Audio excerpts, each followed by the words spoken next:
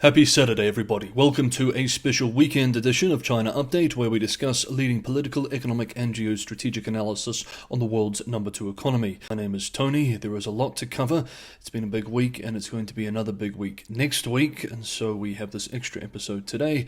Let's jump in. And first up, on the face of it, China's domestic tourism saw solid growth over the recent Qingming festival holiday, but a subtle decline in per capita spending points to more cautious consumer outlook beneath the headline recovery.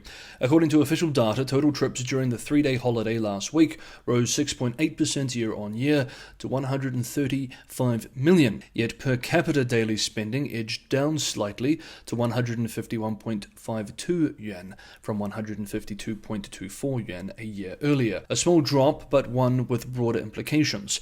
At first glance, the figures suggest a healthy rebound in mobility and activity. A longer holiday window, boosted by school breaks, drove a surge in family and youth travel. Long-distance trips increased sharply, and bookings for teenage travelers and family journeys rose significantly, reflecting pent-up demand for experiences. However, the marginal decline in spending per person indicates that consumers remain price-sensitive. Rather than signaling a full recovery in discretionary consumption, the data suggests households are still prioritizing value, traveling more but spending less per trip. This pattern is consistent with a broader trend in China's post-pandemic economy, where volumes have recovered faster than spending intensity. Travel periods are important to examine as they act as good proxies for consumption generally. This shift has wider economic implications. Lower spending per traveller means weaker multiplier effects for sectors such as retail, dining and entertainment. The decline in box office revenue during the same period, down 19% year-on-year, further underscores how consumers are reallocating limited discretionary budgets rather than expanding them. In short, after years of trying, China still cannot fix its consumption problem. Next up, PRC General Secretary Xi Jinping met with Cheng in English, or Cheng in Chinese, Li-wun, leader of Taiwan's main opposition KMT, in Beijing on Friday, yesterday, in a highly symbolic encounter reflecting Beijing's stance on sovereignty and cross-strait relations. During the meeting, Xi reiterated that Taiwan is part of China and warned against what he described as, quote, external interference, end quote, a thinly veiled reference to the United States. He stressed that cross-strait relations should remain, quote, firmly in the hands of the Chinese people, end quote, while emphasizing that moves toward a Taiwanese independence would, quote, not be tolerated, end quote.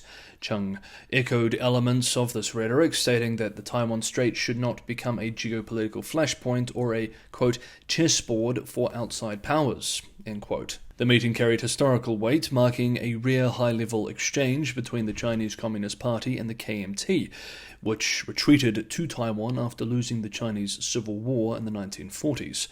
Cheng was received in the Great Hall of the People with state-level symbolism, highlighting Beijing's efforts to elevate the engagement. She later described Xi as receptive to her proposal for a more institutionalized cross-strait dialogue mechanism, though no concrete agreements were announced. The visit comes amid deep political divisions in Taiwan. The ruling Democratic Progressive Party, DPP, led by President William Lai Ching-te, has rejected Beijing's preconditions for talks, maintaining that Taiwan is effectively independent. In contrast, the KMT favors closer engagement with Beijing while opposing formal independence. It's important to note, though, the KMT does not support, at least openly, any sort of unification where Beijing is in charge. Cheng's outreach has drawn scrutiny in Taipei and Washington, particularly as the KMT has resisted a proposed $40 billion defense budget aimed at strengthening Taiwan's deterrence capabilities. Critics argue the trip risks reinforcing Beijing's narrative that Taiwan is internally divided, while supporters frame it as a pragmatic attempt to reduce tensions. Analysts note that despite the high-profile optics, structural differences remain unchanged. Public opinion in Taiwan continues to show limited support for unification, and similar past engagements, such as the 2015 meeting between Xi Jinping and then Taiwan President Ma Ying-jeou, did little to alter the nation's political trajectory. Drew Thompson, a senior fellow at the US Rajaratnam School of International Studies in Singapore and a former US defense official responsible for China and Taiwan, said that Cheng's position does not represent the majority viewpoint in Taiwan.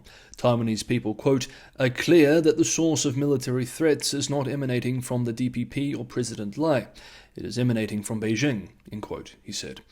With local elections approaching and a presidential race looming in 2028, the political reverberations of Cheng's Beijing visit are likely to persist, both domestically and internationally. Meanwhile, while we're on Taiwan, Taiwan's exports surged to a record high in March, underscoring the resilience of global demand for artificial intelligence chips, even as geopolitical tensions intensify. Overseas shipments jumped nearly 62% year-on-year to $80.2 billion, far surpassing expectations and marking the island's strongest monthly export performance on record.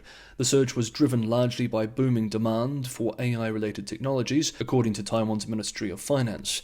The data coincided with robust earnings from Taiwan Semiconductor Manufacturing Co., which reported a 35% rise in quarterly revenue, reinforcing the view that the AI boom remains largely insulated from disruptions linked to the US-Iran conflict. Exports to key markets, including the United States, China, and ASEAN, all hit record levels, with shipments to the US alone soaring 124%.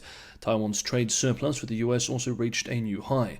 However, risks remain. Analysts warn that prolonged conflict in the Middle East could disrupt critical inputs such as natural gas and helium, posing potential challenges to semiconductor supply chains in the months ahead. Next up, a new investigation by the state-run central news outlet Xinhua News Agency has revealed a significant shift in the nature of China's online troll army, Shuijun industry, with coordinated disinformation campaigns now driven less by paid smear jobs and more by platform-driven profit incentives. It is a growing industry which has fast left Beijing's control. According to the report, police in Yantai, Shandong province recently dismantled 2 criminal groups that used artificial intelligence to mass-produce negative content targeting major new energy vehicle brands, including Li-wun, Huawei's Harmony Intelligent Driving, and Xiaomi. Unlike traditional trolling operations, these campaigns were not commissioned by competitors or used for extortion. Instead, they were designed purely to exploit traffic-based monetization systems embedded within social media platforms. The groups reportedly scraped trending topics, fed them into AI writing tools, and repackaged the output as fake consumer reviews or provocative commentary. This content was then distributed across thousands of purchased or controlled accounts, generating engagement through coordinated likes, shares, and comments.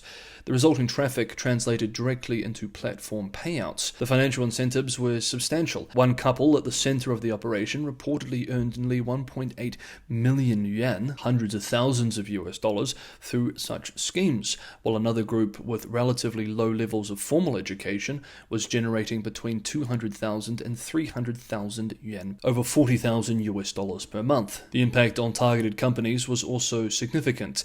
Li Auto alone reported losing more than 5,000 orders in a single month, alongside a roughly 20 billion yuan drop in market value.